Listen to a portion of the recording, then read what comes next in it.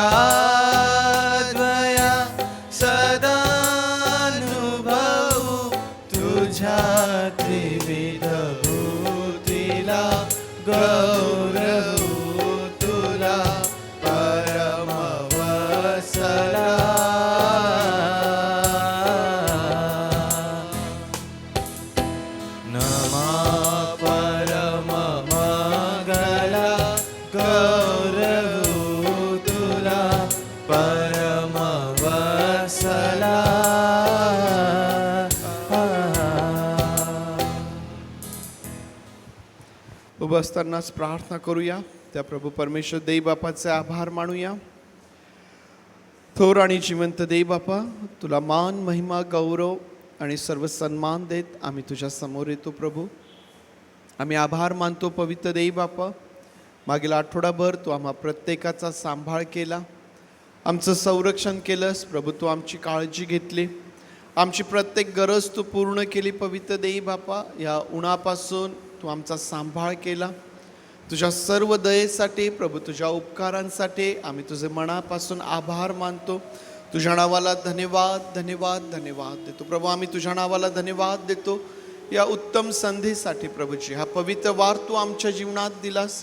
तुझी भक्ती करण्यासाठी तुझ्या भक्ती मंदिरामध्ये तू आम्हाला एकत्र केलंस. प्रभूचे पवित्र देव बापा, सर्व तुझ्या कृपेसाठी, तुझ्या प्रेमासाठी या पवित्रवारी एक वार पुन्हा आम्ही मनापासून तुझे आभार मानतो आणि तुला विनंती करतो. पवित्र देव बापा, तू आम्हा प्रत्येकाला जाणतोस, ओळखतोस. आमची दुर्बलता तुला माहीत आहे.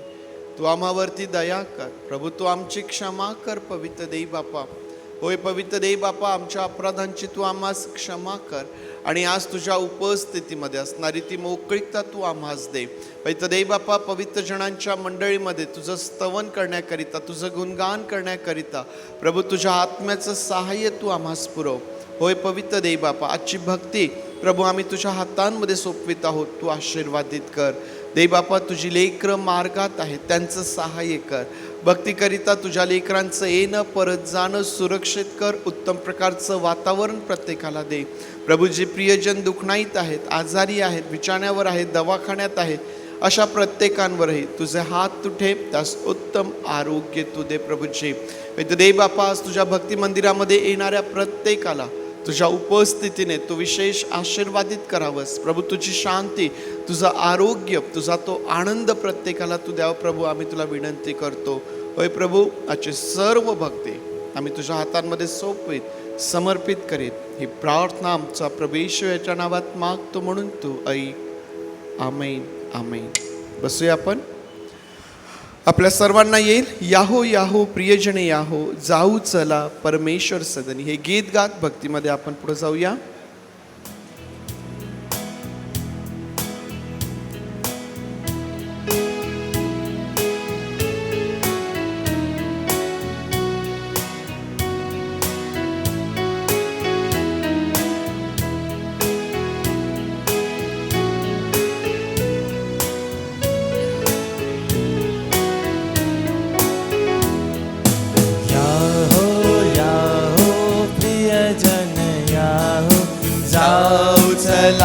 परमेश्वर सदनी भक्ति शांति तरुण मनी सुंदर गायन गावदनी विश्रांतीचा वार सुखाचा ईश्वर बाप पवित्र करी ईश्वर बाप पवित्र करी परम कृपा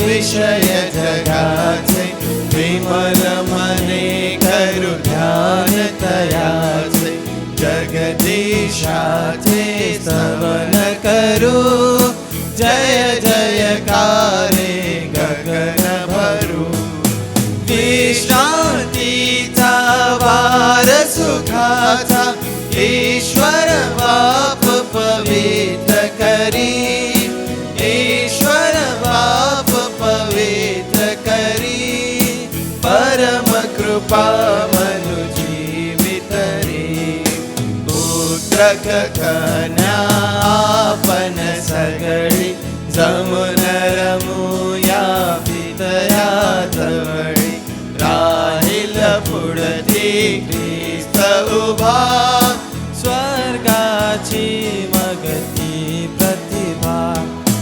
विश्रांतीचा वार सुखाचा ईश्वर बाप पवित्र करी ईश्वर बाप पवित्र करी परम कृपा मनु जीवितरी देवाची वसलतेला उपमान जगी उपकाराला स्मरणीची ते सगळे प्रेमाश्रूची वाहू फुले विश्रांतीचा वार सुखाचा ईश्वर बाप पवित्र करी ईश्वर बाप पवित्र करी परम कृपा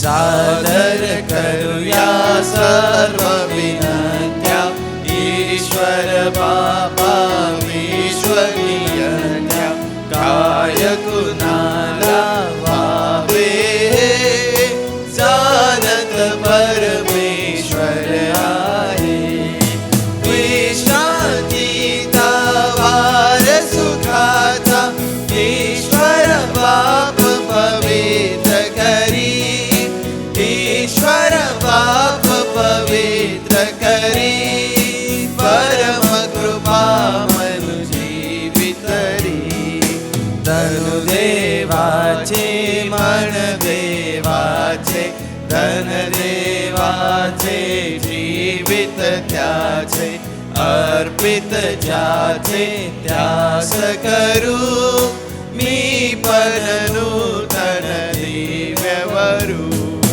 विश्रांतीचा वार सुखाचा ईश्वर बाप पवित्र करी ईश्वर बाप पवित्र करी परम कृपा जीवितरी पवित्र आत्मा परमेशाचा संबोधक अनुशासक अमुचा नित्यतयाचा योग असो ख्रिस्त सदा हृदयात वसो विश्रांतीचा वार सुखाचा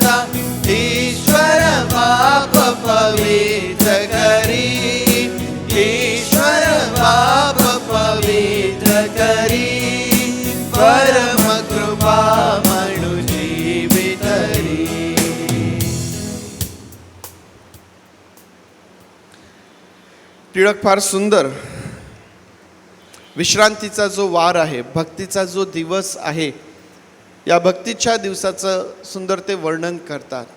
आम्ही भक्तीमध्ये आल्यानंतर आम्ही काय करायला पाहिजे. आम्हाला माहिती आहे की ज्यावेळेस आम्ही भक्तीसाठी येतो, पुष्कळदा वेगवेगळे विचार, वेगवेगळे उद्देश आमच्या मनामध्ये असतात. पुष्कळदा आमच्या प्रार्थना असतात, पुष्कळदा आमचे आजार असतात की जे आम्हाला चर्चला घेऊन येतात. परंतु या भक्तीच्या दिवशी आमच्यासाठी हे फार महत्त्वाचं आहे. ज्या प्रकारे टिळक म्हणतात, देवाजीच्या वत्सलतेला उपमा न जगे उपकाराला, स्मरुणी चित्ती ते सगळे प्रेमाश्रूंची वाहू फुले. भक्ती हे परमेश्वराने आम्हावरती केलेल्या उपकारांची आठवण करणे आणि परमेश्वराने आपल्यावरती केलेले उपकार हे इतके अगणित आहेत. ज्यावेळेस आम्ही त्यांची आठवण करतो, आमचे नेत्र जे आहेत, आमचे डोळे जे आहेत ते अश्रूंनी भरून येतात. या परमेश्वराचं प्रेम एवढं अगाध आहे. पुष्कळदा आपल्याला अनुभव येतो. कधीकधी आम्हाला एखाद्याकडून एवढं प्रेम मिळतं की त्याच्या प्रेमाचं वर्णन करत असताना आमचं मन भरून येतं.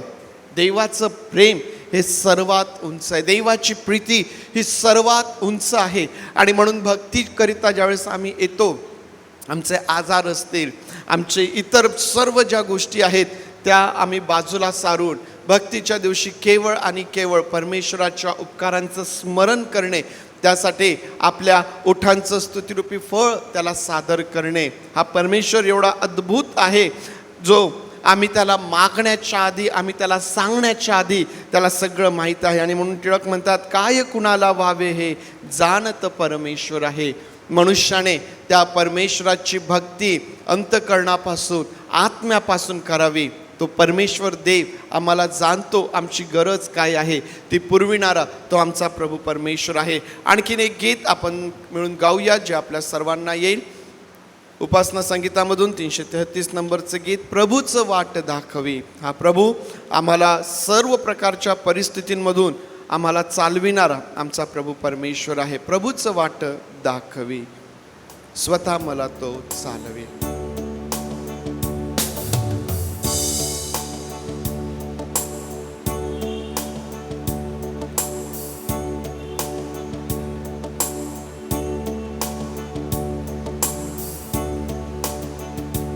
प्रभूच वाट दाखवी, स्वतः मला तो चालवी. सुचे मना जय हा विचार, ते वाटे समाधान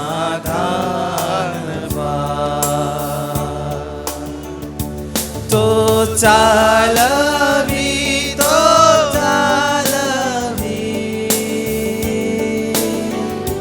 मला स्वस्ते चालवी,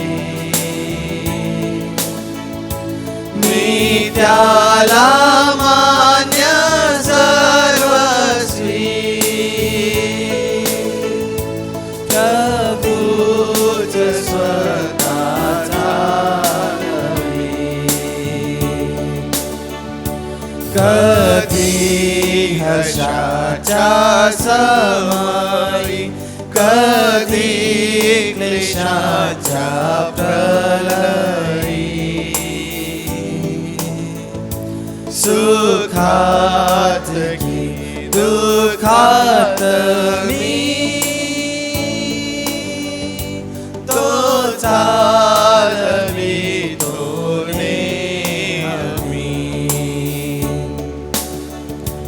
तो चालवी, तो चालवी.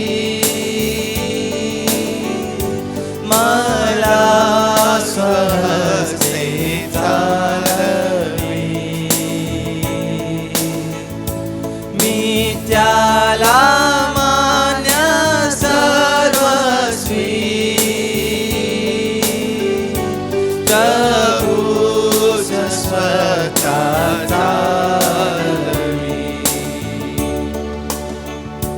मी हात त्याचा धरितो, संतुष्ट आता राहतो.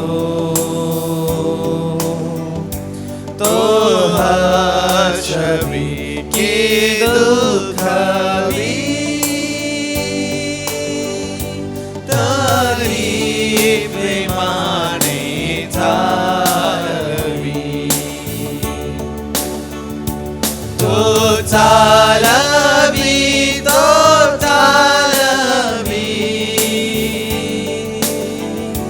मला सहजे चालवी. मी त्याला मान्य सर्वस्वी प्रभूच स्वतः चालवी. सपेल जेव्हा माझी धाव जय होई माझा पूर्ण भाव. तै मृत्यू तेरी नाविना प्रभूच चालवील भाव. तो चालवी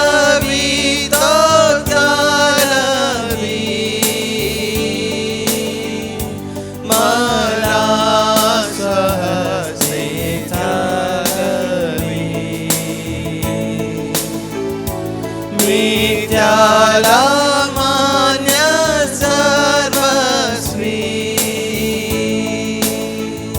प्रभूच स्वतः चालवी.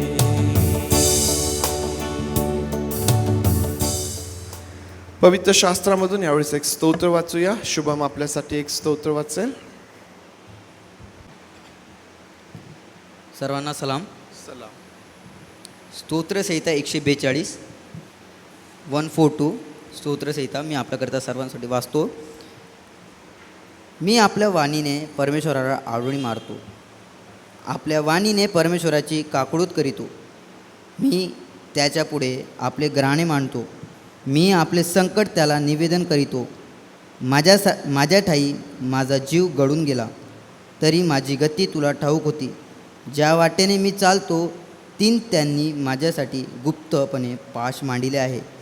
माझ्या उजवीकडे दृष्टी लावून पहा. मला ओळखणारा कोणी नाही. मला कशाचीही आश्रय नाही. माझ्या जीवाची पर्वा करणारा कोणी नाही.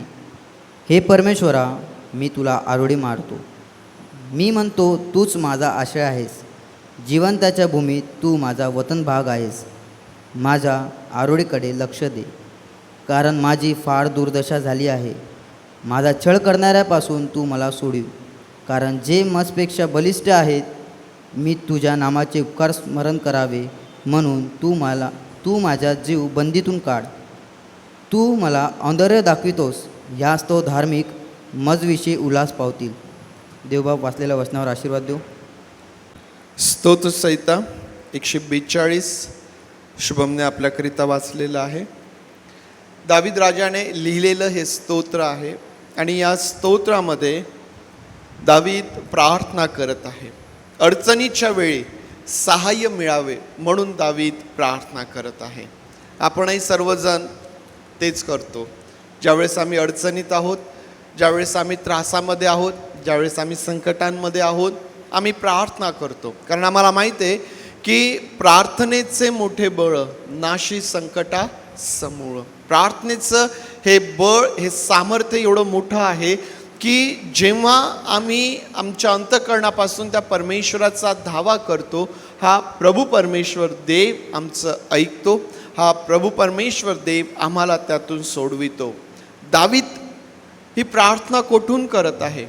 गुहेमधून तो प्रार्थना करत आहे. जेव्हा त्याचा वैरी, जेव्हा त्याचा शत्रू, जेव्हा शाऊल राजा त्याला मारण्याकरिता त्याच्या मागं लागलेला आहे, अशा समय दावीद जो आहे हा पळालेल्या अवस्थेमध्ये आहे, लपलेल्या अवस्थेमध्ये आहे. त्या गुहेमध्ये तो आहे आणि त्या गुहेमधून तो परमेश्वराला आरोळी मारतो आणि तो परमेश्वराला आरोळी मारत असताना वचन 5 मध्ये तो म्हणतो, मी म्हणतो तूच माझा आश्रय आहेस, जिवंतांच्या भूमीत तूच माझा वाटा आहेस. प्रियांनो, ज्यावेळेस आम्ही दाविदाप्रमाणे आमच्या जीवनाचा आधार, आमच्या जीवनाचा आश्रय केवळ आणि केवळ परमेश्वराला बनवितो, ज्यावेळेस या भूतलावरती आमचा वाटा केवळ परमेश्वर आहे, आमच्या बाजूने असणारा, आमची बाजू घेणारा तो परमेश्वर ज्यावेळेस आहे, प्रियांनो, आम्ही आमच्या जीवनामधल्या प्रत्येक अडचणीमध्ये, आम्ही आमच्या जीवनामधल्या प्रत्येक संकटामध्ये भक्कमपणे उभं राहू शकतो. आणि केवळ उभं राहू शकतो असं नव्हे, तर परमेश्वर देव आम्हाला त्यातून सोडवतो, परमेश्वर देव आम्हाला त्यातून बाहेर काढतो. आणि म्हणून तुम्ही आणि मी धन्य आहोत, कारण आपण आपल्या संकटामध्ये एकटे नाही, आपल्या अडचणीमध्ये, आपल्या आजारांमध्ये, आपल्या क्लेशांमध्ये, आपल्या दुःखांमध्ये आपण एकटे नाही, तर हा परमेश्वर देव आम्हासोबत आहे, जो आमची काळजी घेतो आणि जो आम्हाला त्यातून सोडवतो, आम्हाला त्यामधून बाहेर काढतो. परमेश्वर देवबाप ही वचने आपणासाठी आशीर्वादाची करोत. यावेळेस स्क्वायर पुढे येईल आणि जो परमेश्वर देव आमची रोज काळजी घेतो, आमच्या सर्व परिस्थितींमध्ये आमच्या बरोबर राहतो आणि ज्या प्रकारे टिळक देखील म्हणतात की स्मरुणी चित्ती ते सगळे प्रेमा अश्रूंची वाहू फुले. यावेळेस प्रभूचं उपकार स्मरण आपण करूया. क्वायर पुढे येईल. क्वायर बरोबर काही गीतांच्याद्वारे प्रभुदेव बापाची स्तुती करूया, त्याला उंचावूया. प्रभु के नाम में सभी को सलाम करते हैं. चलिए प्रभु की स्तुति करते हैं. महान परमेश्वर, आज हम आपके भवन में किसी घमंड के साथ नहीं बल्कि पूरी दीनता के साथ आए. हमें तू स्वीकार कर हे प्रभु. हम जो तेरी स्तुति करने वाले हैं प्रभु, वो तेरे तक पहुँचे, यही हम प्रार्थना करते हैं. चलिए आइए पहला गीत गाते हैं, देवराया आमी दीना. सभी को आने वाला गीत है, देवराया आमी दीना.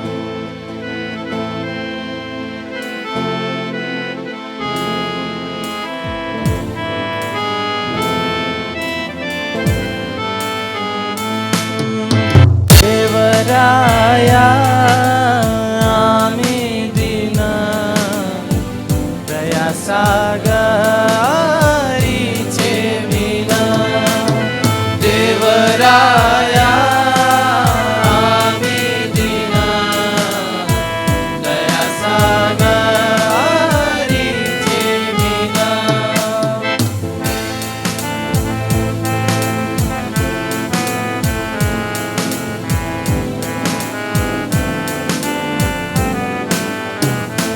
तुझं सांगले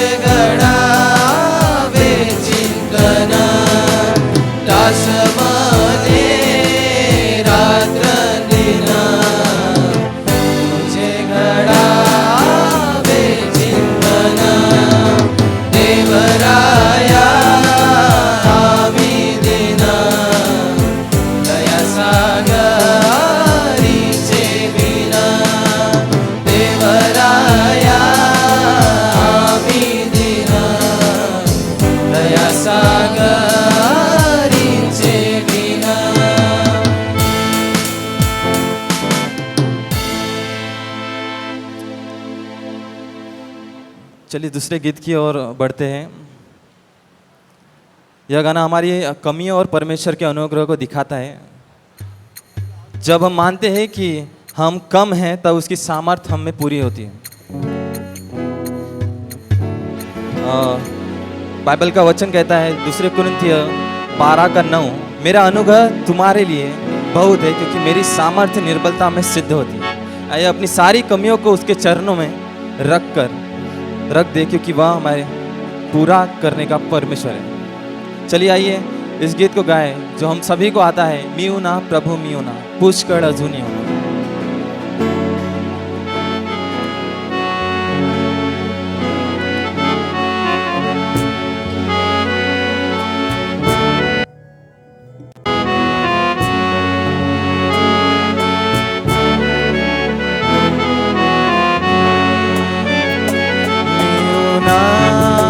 प्रभु मियुना रे पुष्कळ अजून येऊना,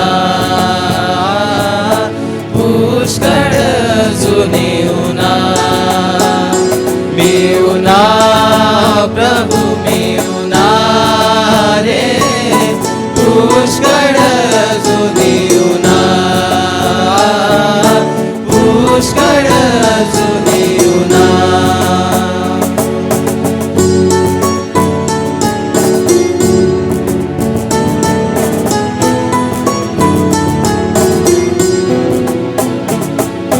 खंडीतून रती नाही फेडिले, खंडीतून रती नाही फेडिले, बंधू भगिनी चारुना रे, बंधू भगिनी चारुना रे, मियुना प्रभु मियुना रे पुष्कळ अजून येऊना, पुष्कळ अजून येऊना.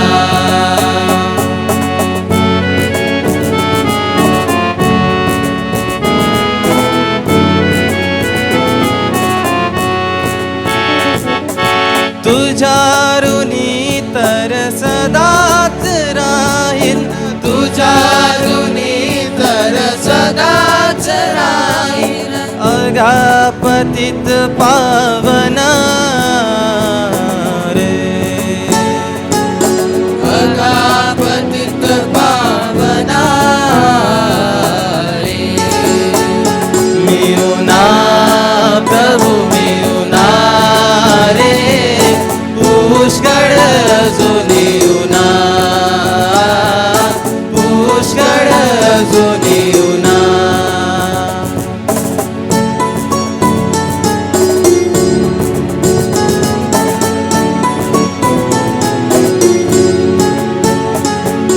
किती लाज तो मनात ठाऊक, किती लाज तो मनात ठाऊक, तुझ वाचून हे कुणा रे, तुझ वाचून हे कुणा रे, मियुना प्रभु मियुना रे पुष्कळ अजून येऊना, पुष्कळ अजून येऊना.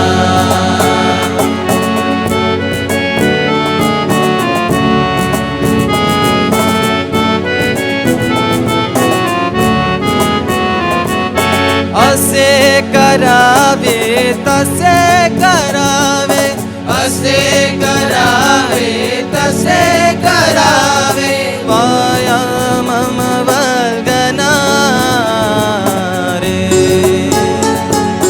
पाया मम वल्गना रे, मियुना प्रभु मियुना रे पुष्कळ अजून येऊना, पुष्कळ अजून येऊना.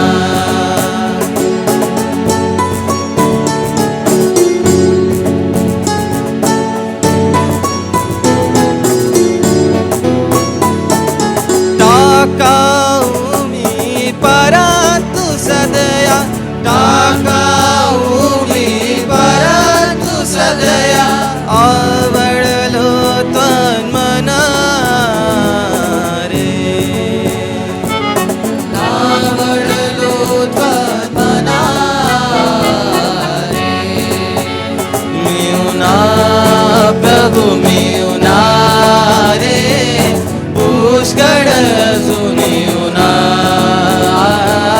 पुष्कळ अजून येऊना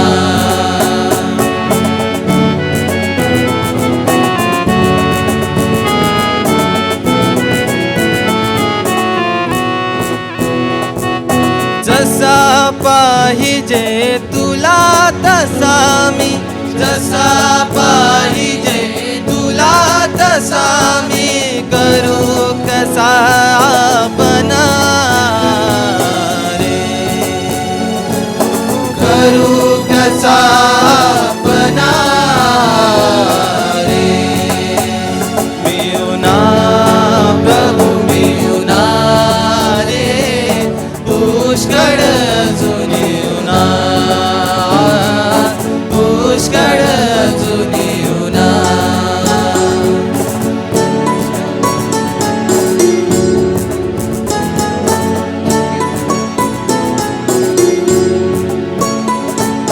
ख्रिस्ता ख्रिस्ता घे गे अवघा ख्रिस्ता ख्रिस्ता घे गे अवघा हा माझा मी पना रे हा माझा मी पना रे मिळूना प्रभू मिळूना रे पुष्कळ अजून येऊना पुष्कळ अजून येऊना मिळूना प्रभू मिळूना रे पुष्कळ अजून येऊना पुष्कळ अजून येऊना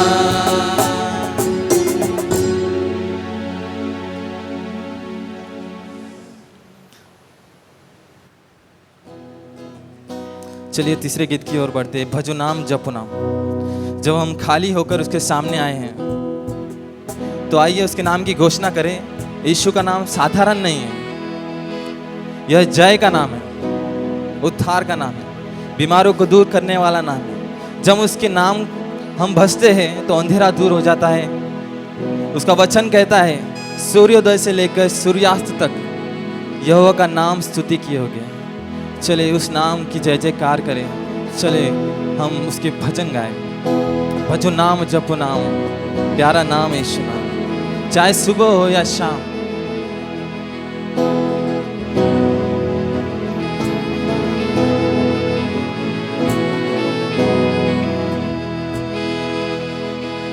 भजो नाम जपो नाम, प्यारा नाम यीशु नाम, भजो नाम जपो नाम, प्यारा नाम यीशु नाम। चाहे सुबह हो या शाम, चाहे सुबह हो या शाम, यीशु नाम रे। सब भक्ति करो मिल गाओ यीशु नाम रे, सब भक्ति करो मिल गाओ यीशु नाम रे। भजो नाम जपो नाम, प्यारा नाम यीशु नाम, भजो नाम जपो नाम, प्यारा नाम यीशु नाम। चाहे सुबह हो या शाम, चाहे सुबह हो या शाम, यीशु नाम रे। सब भक्ति करो मिल गाओ यीशु नाम रे, सब भक्ति करो मिल गाओ यीशु नाम रे।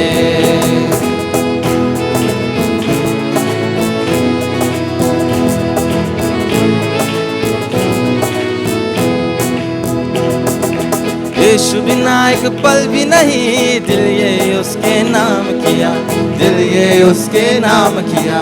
दुनिया में वो बात नहीं, चक्कर उसको जान लिया, चक्कर उसको जान लिया। यीशु बिना एक पल भी नहीं, दिल ये उसके नाम किया। दुनिया में वो बात नहीं, चक्कर उसको जान लिया। यीशु पर ही मोह लगाया, उसका ही गुण गाना है। जय जयकार करो मिल सारे धन्य मनाना है।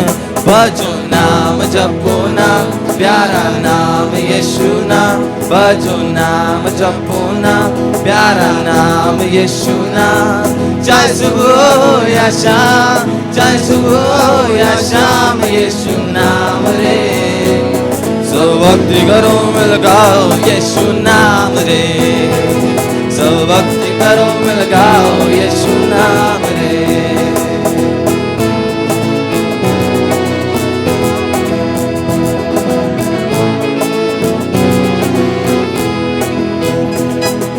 धन दौलत का मोल नहीं, तूने ऐसा दाम दिया, तूने ऐसा दाम दिया। धर्म कर्म के फंदों से मुझको है आजाद किया, मुझको है आजाद किया। धन दौलत का मोल नहीं, तूने ऐसा दाम दिया। धर्म कर्म के फंदों से मुझको है आजाद किया। जिसने रिश्ता जोड़ा मुझसे उसका ही गुण गाना है। जय जयकार करो मिल सारे धन मनाना है। बजो नाम जपो नाम प्यारा नाम यीशु नाम, बजो नाम जपो नाम प्यारा नाम यीशु नाम। चाहे सुबह हो या शाम, चाहे सुबह हो या शाम यीशु नाम रे, सब भक्ति करो मिल गाओ यीशु नाम रे, सब भक्ति करो मिल गाओ यीशु नाम रे, सब भक्ति करो मिल गाओ यीशु नाम रे, सब भक्ति करो मिल गाओ यीशु नाम रे। दुनिया में हजारों नाम हो सकते हैं, लेकिन उद्धार सिर्फ एक ही नाम से है, वह यीशु मसीह है। कोई और नाम हमें स्वर्ग का रास्ता नहीं दे सकता। चलिए अपने स्थान पर खड़े हो जाते हैं और उस वन एंड ओनली परमेश्वर की तरफ अपनी नजरें करम इशारा करते हैं और घोषित करते हैं कि यीशु के अलावा कोई दूसरा सहारा नहीं है, कोई और हमारे पापों का बोझ उठा नहीं सकता, कोई और मृत्यु को नहीं हरा सका। आइए इस नाम को ऊंचा उठाए, और आज भी वो जीवित है और सदा जीवित रहेगा। वन एंड ओनली यीशु नाम। चलिए सभी मिलकर गाएंगे, सभी को आने वाला गीत है।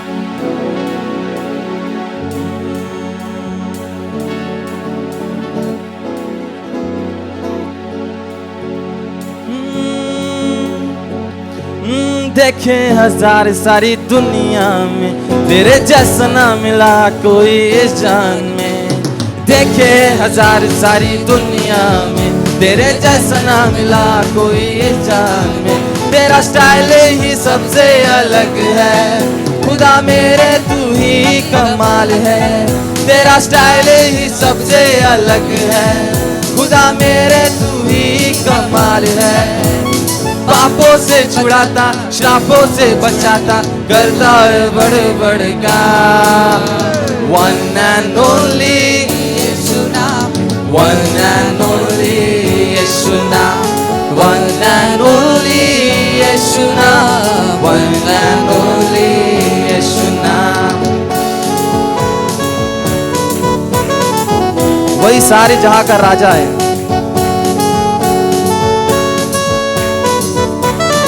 सब मिलकर गाएंगे।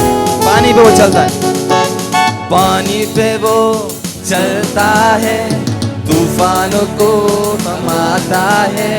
पानी पे वो चलता है, तूफानों को थमाता है। आशीषें वो देता है, हर रोगों को चंगा वो करता है। पानी पे वो चलता है, तूफानों को थमाता है।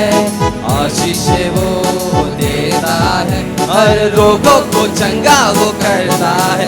तेरा स्टाइल ही सबसे अलग है खुदा मेरे, तू ही कमाल है। तेरा स्टाइल ही सबसे अलग है खुदा मेरे, तू ही कमाल है। पापों से छुड़ाता, श्रापों से बचाता, करता है बड़े बड़े काम। वन एंड ओनली यीशु नाम, वन एंड ओनली यीशु नाम, वन एंड ओनली यीशु नाम, वन एंड ओनली यीशु नाम। वो वक्त शुरू हो चुका है, देखो हर एक घुटना टिक रहा है और हर जुबान ये कह रही है कि यीशु ही प्रभु है, यीशु ही प्रभु है। गिरते हुओं को उठाता है, गिरते हुओं को उठाता है, अपने बाजू में बिठाता है। गिरते हुओं को उठाता है, अपने बाजू में बिठाता है। वचनों से अपने भरता है और अद्भुत नजारे दिखाता है। गिरते हुओं को उठाता है, अपने बाजू में बिठाता है। वचनों से अपने भरता है और अद्भुत नजारे दिखाता है। कोई नहीं है तेरे जैसा, बस वो ही है एक कमाल का।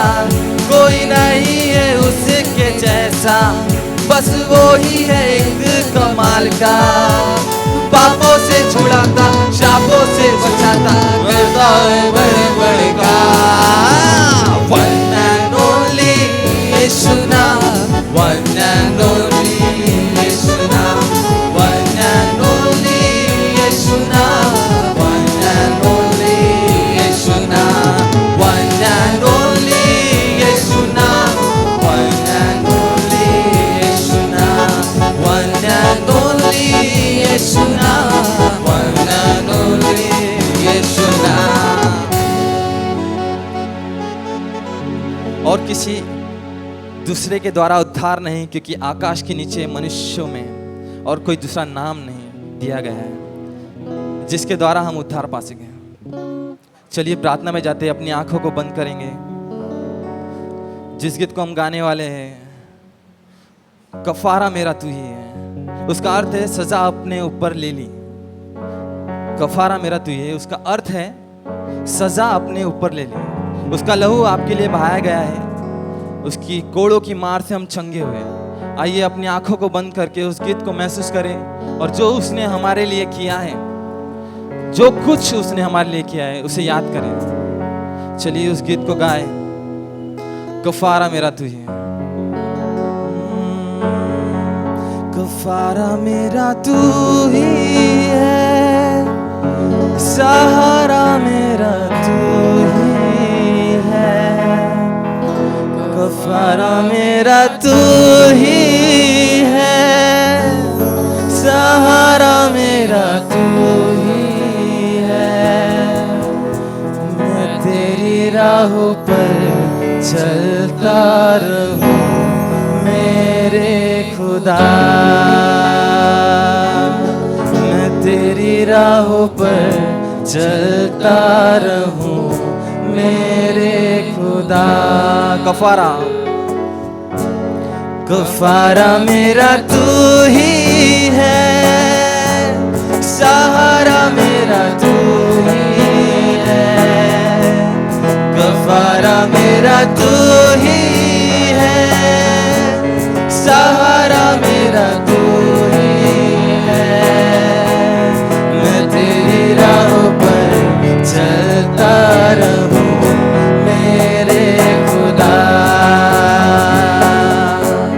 मैं तेरी राहों पर चलता रहूं मेरे खुदा।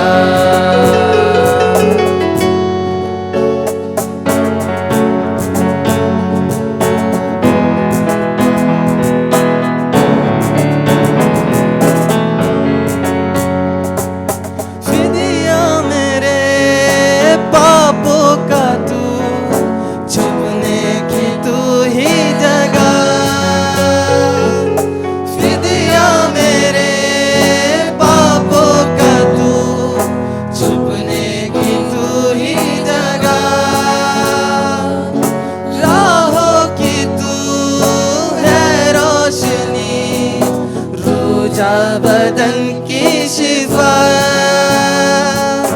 राहों की तू है रोशनी, छूने बदन की शिफा। मस्सा से मुझे भर दे तू, लहू से मुझे धो दे तू। मस्सा से मुझे भर दे तू, से मुझे धो दे तू। मैं तेरी राहों पर चलता रहूं मेरे खुदा।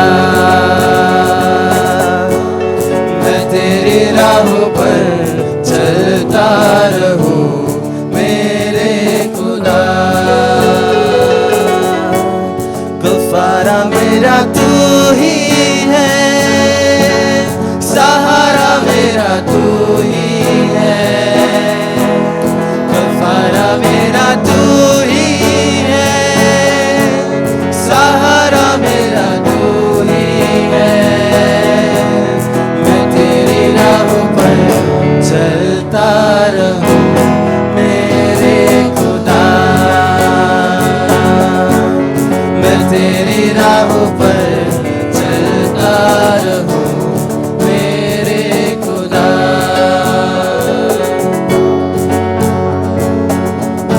तेरी राहों पे हमें चला दे प्रभु, रोजा बदन की शिफा दे दे प्रभु।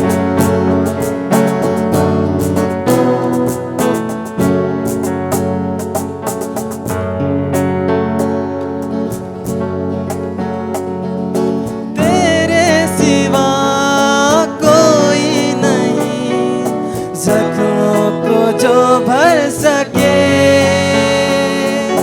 तेरे सिवा कोई नहीं जख्मों को जो भर सके। अपने परों में तू छिपा, बाहों में ले मुझे, अपने परों में तू छुपा, बाहों में ले मुझे। तसल्ली तेरी बातों में, तेरे ही चीले हाथों में, तसल्ली तेरी बातों में, तेरे ही चीले हाथों में। मैं तेरी राहों पर चलता रहूं मेरे खुदा, मैं तेरी राहों पर चलता रहूं मेरे खुदा।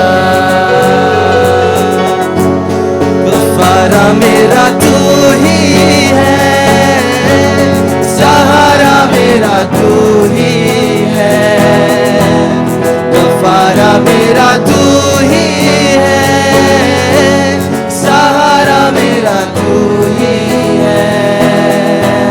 मैं तेरी राहों पर चलता रहूं मेरे खुदा, मैं तेरी राहों पर चलता रहूं मेरे खुदा, मैं तेरी राहों पर चलता रहूं मेरे खुदा। हे मेरे सर्वशक्तिमान सेनाधीश परमेश्वर पिता, तेरे पास आते हैं प्रभु, तेरी हर एक बात परमेश्वर पिता जो हमने अपने जहन में बिठाई रखी है प्रभु, और जो कुछ तुझसे हमने पाया है प्रभु, वो सब कुछ परमेश्वर पिता, उसके लिए हम तुझे धन्यवाद करते हैं परमेश्वर पिता। यहाँ जितने भी लोग हैं परमेश्वर पिता, जितने भी उपस्थित है प्रभु, उन सभी को तू आशीर्वादित कर प्रभु, हमें तसल्ली दे प्रभु, हमें अपने हाथों में, अपने बाहों में ले ले मुझे प्रभु,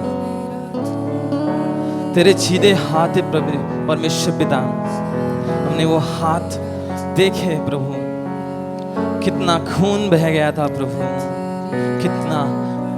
कितनी तकलीफें तुझे हुई थी प्रभु, उसको हम स्मरण रखे हुए प्रभु। हे प्रभु, हमें परमेश्वर पिता उसका स्मरण तो कराते रहे परमेश्वर पिता, क्योंकि हम जब भी पाप में डूबे रहते हैं परमेश्वर पिता, हमें उसमें से निकालने के लिए परमेश्वर तू ही हमारे लिए खड़ा है प्रभु। प्रभु तू हम सभी के साथ रहे, लहू से हमें भर दे प्रभु, क्योंकि तेरे सिवा इस दुनिया में हमारा कोई नहीं है। उत्तर से लेके दक्षिण तक, दक्षिण से लेके परमेश्वर पश्चिम तक परमेश्वर, बस तेरा ही राज है, ऊपर से लेके नीचे तक प्रभु तू ही छाया हुआ है परमेश्वर पिता। प्रभु यहाँ जितने भी लोग हैं परमेश्वर पिता, अगर इसमें कोई तकलीफ में है प्रभु, या कोई किसी बीमारी से जूझ रहा है परमेश्वर पिता, उसको तो यीशु के नाम में परमेश्वर पिता पूरी तरह से चंगा कर दे, उसे हील कर दे प्रभु। परमेश्वर पिता यही हम प्रार्थना करते परमेश्वर पिता। हर एक के दिमाग में परमेश्वर परेशानियां से लोग जूझ रहे परमेश्वर पिता। अभी तू देख सकता है परमेश्वर पिता कितने लोगों पर अत्याचार हो रहे परमेश्वर पिता। तू अत्याचारों को परमेश्वर पिता उनसे दूर कर दे परमेश्वर, उन्हें बचा तू प्रभु। यही मैं आपसे कहता हूँ परमेश्वर पिता, हम सभी के साथ रहिए, हमारा उद्धार कीजिए और हम आप में हमेशा बढ़ते रहे प्रभु। बाइबल रोज पढ़ते रहे परमेश्वर पिता और शैतान से हम बचते रहे प्रभु। यही हम आपसे विनती करते हैं परमेश्वर पिता। और कहने के लिए कुछ नहीं परमेश्वर पिता, क्योंकि सब कुछ आपने हमें दिया है। और परमेश्वर पिता आपकी सामर्थ हम पर बने रहे, यही हमसे आपसे विनती करते हैं परमेश्वर पिता। और कहने के लिए कुछ नहीं है। यीशु के नाम से, मेरे प्रिय प्रभु के नाम से परमेश्वर पिता तेरी ओर प्रार्थना करते हैं, आमेन। परमेश्वर देव बापाचं जे वचन आहे त्याकडं आपलं लक्ष आपण लावूया।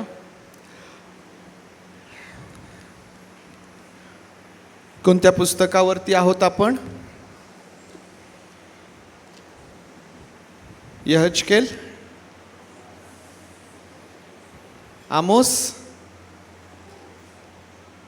ओके। आमोसचं पुस्तक आपल्या समोर आपण काढूया।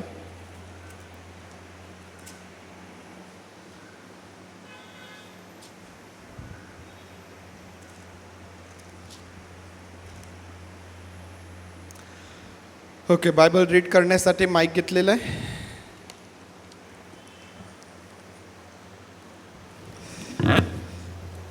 मी मागच्या रविवारी देखील सांगितलं, या रविवारी देखील आठवण करून देतो की जरी आपल्याजवळ डिजिटल व्यवस्था आहे ज्यामध्ये आपल्यासमोर पवित्र शास्त्रातील वचनं ही दाखविल्या जातात, परंतु केवळ आणि केवळ त्यावरती अवलंबून राहू नका।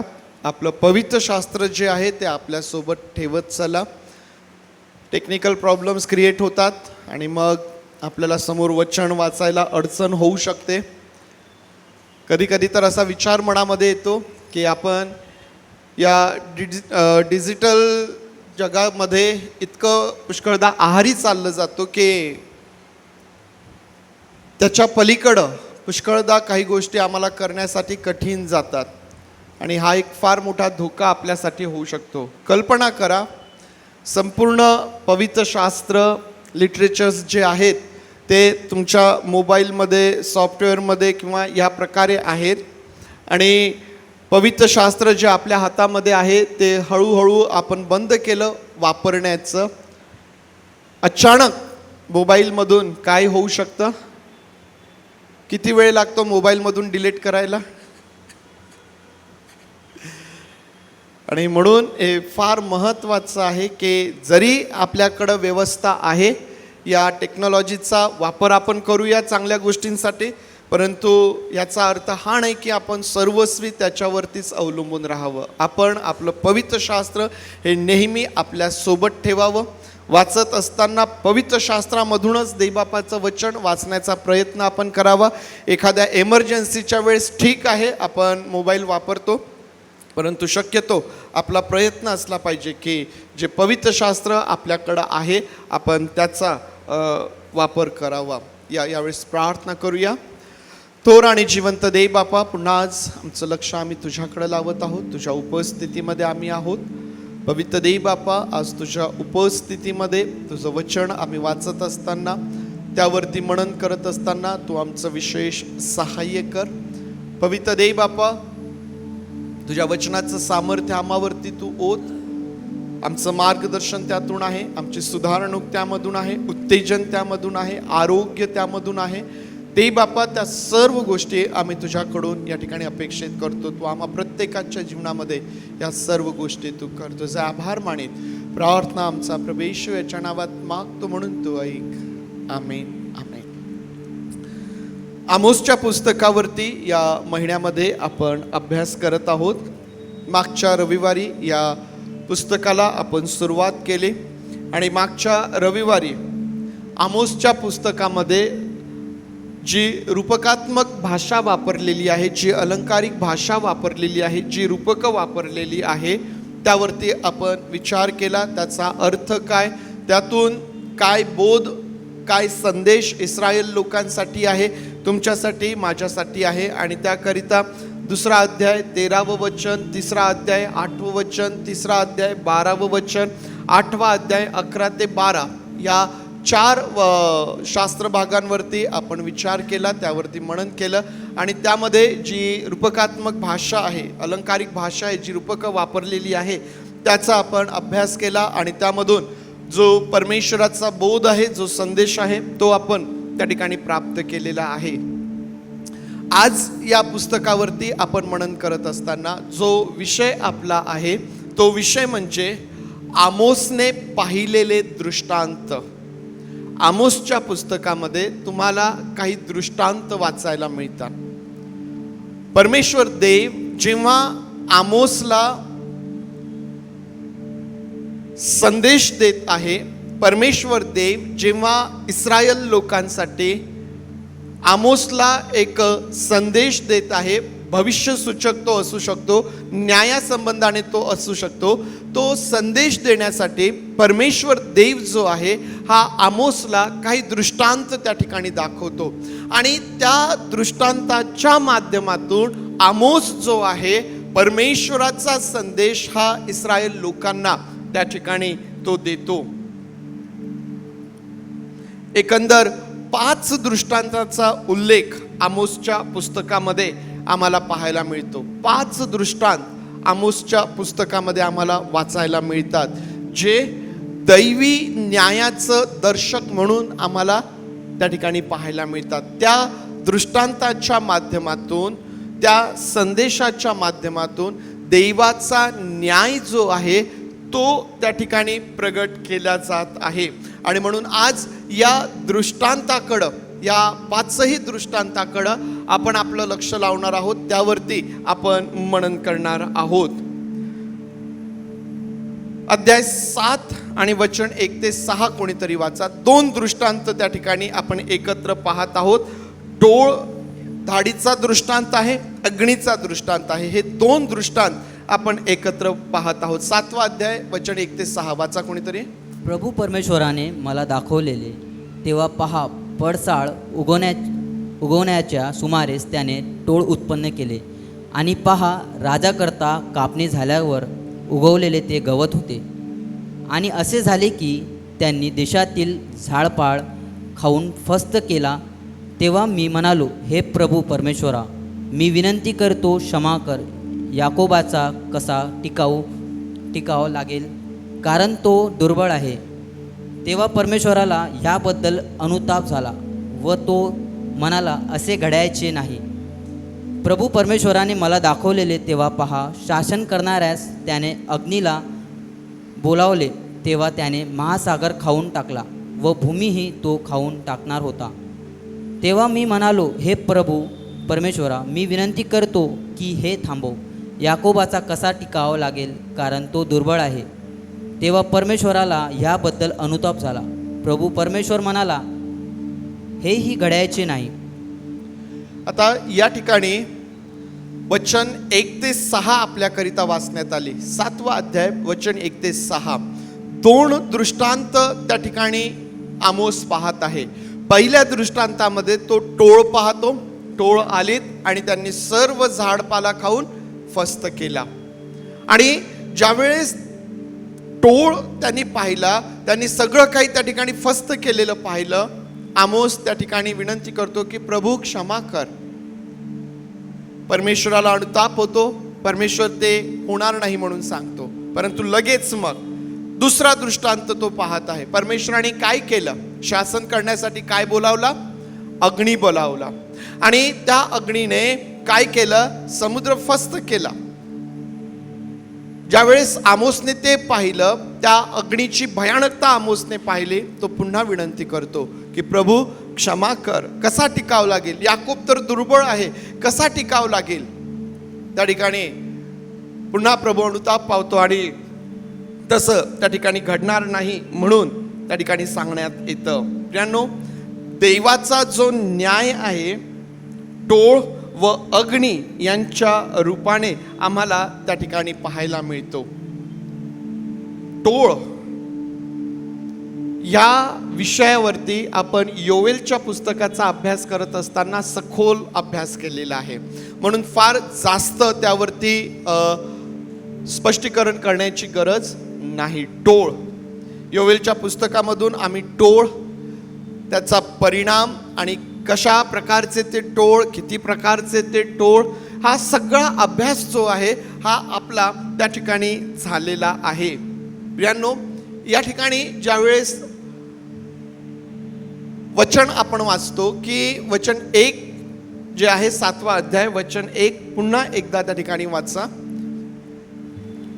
प्रभू परमेश्वराने मला दाखवलेले तेव्हा पहा, पडसाळ उगवण्याच्या सुमारास त्याने टोळ उत्पन्न केले आणि पहा, राजा करता कापणी झाल्यावर उगवलेले ते गवत होते. आणि पहा, राजाकरिता कापणी झाल्यावर उगवलेले ते गवत होते. तर याचा नेमका अर्थ काय? या वचनाकडं पाहत असताना हे तर लक्षात येतं की टोळ त्या ठिकाणी परमेश्वराने उत्पन्न केलेले आहेत. हे टोळ काय करणार आहे? हे टोळ त्या ठिकाणी जो सर्व झाडपाला आहे, जे सर्व त्या ठिकाणी उगवलेलं आहे, ते खाऊन फस्त करणार होते. परंतु या ठिकाणी जो उल्लेख केलेला आहे की राजाकरिता कापणी झाल्यावर उगवलेले ते गवत होते, की जे गवत हे टोळ जे आहे ते फस्त करणार होते. प्रियांनो, याचा विचार करत असताना या ठिकाणी ज्या टोळाच्या संदर्भात, ज्या टोळधाडीच्या संदर्भात वाचायला मिळतं, 2 प्रकारचे अर्थ त्या ठिकाणी आम्हाला समजून येतील. एक जो सर्वसाधारण अर्थ त्या ठिकाणी आमोसला दिसून येतोय की इस्रायल लोक असतील, याकोबाचे लोक असतील, हे लोक जे आहे हे परमेश्वराच्या विरुद्ध वागतायत, परमेश्वराच्या विरुद्ध बंडखोरी करत आहेत, परमेश्वराच्या आज्ञा ते मोडत आहेत, परमेश्वराच्या आज्ञेप्रमाणे वागण्यास ते तयार नाहीत, आणि म्हणून परमेश्वर जो आहे आपला न्याय त्यांच्यावरती प्रगट करतोय. टोळ त्या ठिकाणी तो पाठवत आहे आणि हे टोळ त्यांचं सर्व उत्पन्न त्या ठिकाणी खाऊन फस्त करणार आहे. आणि टोळ यांनी जर ते एकदा खाऊन फस्त केलं तर त्या ठिकाणी भयंकर स्वरूपाचा दुष्काळ त्या ठिकाणी दिसून येईल, की ज्यामध्ये याकोबाचा टिकाव कसा लागेल हे आमोस त्या ठिकाणी पाहतोय. आणखीन त्याकडे विचार करत असताना थोडासा आणखीन खोलवर एक अर्थ जो माझ्या लक्षात येतो तो या प्रकारे मला समजून येतो की राजाकरिता कापणी झाल्यावर, राजाकरिता कापणी झाल्यावर, प्रियांनो, कापणीचा समय हा अंत समय आहे. प्रोसेस कुठून सुरू होते? शेत तयार करण्यापासून. शेतकरी बी पेरण्यासाठी शेत तयार करतो. आता सध्या आपण जर ग्रामीण भागांमधून फिरला तर आपल्याला दिसून येईल की शेतकरी यावेळेस आपल्याला शेतात दिसेल. तो आपली शेत जमीन बी पेरण्यासाठी तयार करत आहे. ती जमीन तयार झाल्यानंतर त्यामध्ये बी पेरल्या जातं. ते बी वाढावं, उत्पन्न मिळावं, त्याला खत पाणी दिलं जातं, त्याची काळजी घेतल्या जाते. आणि मग ही जी प्रोसेस शेत तयार करण्यापासून सुरू झालेली आहे ती कुठं संपते? जेव्हा ते पीक कापल्या जातं. पूर्ण एक प्रोसेस त्या ठिकाणी संपते. ते पीक कापून घेतल्यानंतर ते पीक, ते उत्पन्न कोठारात साठविल्या जातं आणि मग दुसऱ्या पिकाकरिता पुन्हा नव्याने ती प्रोसेस त्या ठिकाणी सुरू होते. कापणीचा समय हा आम्हाला अंत समय त्या ठिकाणी दिसून येतो. प्रियांनो, अंतिम समय त्या ठिकाणी आम्हाला तो दिसून येतो. आणि मग ज्यावेळेस आम्ही या दिशेने विचार करतो तर मग प्रभू येशू ख्रिस्ताने सांगितलेला एक दाखला आपल्याला आठवतो. काय दाखला सांगितला प्रभू येशू ख्रिस्ताने? निंदनासंबंधीचा एक दाखला प्रभू येशू ख्रिस्ताने सांगितला. काय दाखला आहे आठवतो का तो तुम्हाला? मत्ते याच्या 13व्या अध्यायामध्ये तुम्हाला तो दाखला आणि त्या दाखल्याचा अर्थ त्या ठिकाणी सांगितलेला आहे. चांगलं बी पेरण्यात आलं, परंतु ज्या वेळेला ते बी उगवलं असं लक्षात आलं की त्या चांगल्या बी बरोबर निंदन देखील उगवलं. आणि मग जे मोलकरी आहेत ते त्या पिकाच्या धण्याला म्हणतात, आपण तर चांगलं बी पेरलं, मग ह्या बी बरोबर, या पिकाबरोबर हे निंदन कुठून उगवलं, हे गवत कसं उगवलं? तो म्हणतो की हे बहुधा कोणातरी वैऱ्याने केलेलं आहे. हे कोणातरी वैऱ्याचं काम आहे की ज्याने आपल्या माघारे त्या ठिकाणी आपलं लक्ष नसताना त्याने ते निंदन रूपी बीज जे आहे, गवत रूपी बीज जे आहे ते त्या ठिकाणी पेरलेलं आहे आणि म्हणून ते आम्हाला दिसतं. मोलकरी म्हणतात, मग आपली इच्छा आहे का की आम्ही ते निंदन जमा करावं? तो म्हणतो नाही, ते राहू द्या. कारण तुम्ही निंदन जमा करता करता काय कराल, गहू देखील तुम्ही उपटून टाकाल. आणि म्हणून कापणीच्या समयापर्यंत ते सोबत वाढू द्या आणि मग त्या कापणीच्या समय, त्या अंतिम समय मी सांगेल की ते निंदन जे आहे ते एका बाजूला गोळा करा, ते अग्नीत टाकल्या जाईल आणि गहू जो आहे तो कोठारात साठविला जाईल. हा देखील देवाचा न्याय आम्हाला त्या ठिकाणी दिसून येतो. हा देखील देवाचा न्याय आम्हाला दिसून येतो. प्रियांनो, राजाकरिता कापणी झाल्यानंतर जे चांगलं बी आहे, जे चांगलं उत्पन्न आहे, जे राजाचं आहे, ज्यावर राजाला अधिकार आहे, जो राजाचा भाग आहे, त्याच्याकरिता बाजूला झाल्यानंतर जे काही गवत त्या ठिकाणी उरलेलं आहे, तुमचा आणि माझा राजांचा राजा, प्रभूंचा प्रभू परमेश्वर आहे, तो ज्याने तुम्हाला आणि मला या मंडळीमध्ये ठेवलेलं आहे. तुम्ही आणि मी त्याचं पीक आहोत. प्रभू येशू ख्रिस्ताने नजर वर करून पाहिली आणि मोठा समुदाय त्याने पाहिला आणि तो आपल्या शिष्यांना म्हणतो की पीक फार आहे परंतु कामकरी थोडेच आहेत. पीक फार आहे परंतु कामकरी थोडेच आहे आणि म्हणून पिकाच्या धनाला प्रार्थना करा की त्याने कामकरी पाठवावे. हे पीक आहे प्रियांनो, हे पीक आहे. परंतु पुष्कळदा वैरी जो आहे या पिकामध्ये निंदन देखील पेरून जातो आणि मग गहू आणि निंदन एकत्र वाढतं. परंतु कापणीच्या समय, अंतिम समय, गहू जो आहे तो कोठारात राजासाठी जमा केला जातो. परंतु गवत जे आहे, निंदन जे आहे ते अग्नीकरिता, जाळण्याकरिता त्या ठिकाणी टाकल्या जातं. अग्नीच्या द्वारे देवाचा न्याय.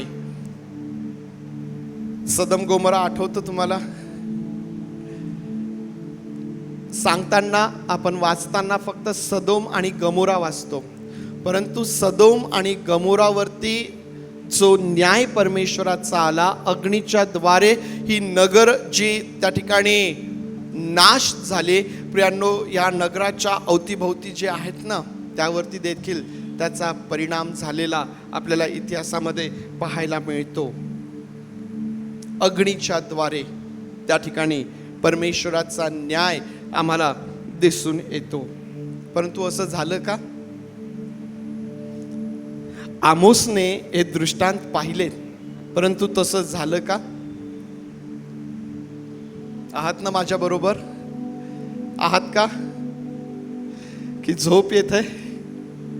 मोबाईलमध्ये लक्ष आहे का? कोणाचा आहे का? आपल्या आजूबाजूला पहा, कोणाचा मोबाईल चालू आहे का? सांगा त्यांना मोबाईल बंद करा म्हणून. वारंवार आपण सांगतोय की भक्तीमध्ये बसल्यानंतर वचन ऐकत असताना तुम्ही उघडलेला मोबाईल फक्त तुम्हालाच नाही तर तुमच्या आजूबाजूच्यांनाही डिस्टर्ब करतो. म्हणून कोणी जर उघडला असेल तर त्याला बंद करा. माझ्यासोबत या ठिकाणी राहा. झालं का तसं? हो की नाही? मग जोरात तर बोला, मला कळेल की तुम्ही आहात सोबत, नाही तर मी बोलत राहील. आमोसने जे पाहिलं की टोळ आले, त्यांनी सगळं काही खाऊन फस्त केलं, अग्नी आला आणि त्याद्वारे सगळं काही उद्ध्वस्त झालं. असं झालं का? नाही झालं. का नाही झालं? काय कारण आहे त्या ठिकाणी तसं न होण्याचं? त्याची भयानकता जी आहे ती आमोसने पाहिली. दुसरं वचन आणि 5वं वचन जर तुम्ही वाचलं तर तो त्या ठिकाणी म्हणतो की हे देवा क्षमा कर, हे देवा क्षमा कर. हे यामध्ये याकोब कसा टिकाव धरेल? तो दुर्बळ आहे.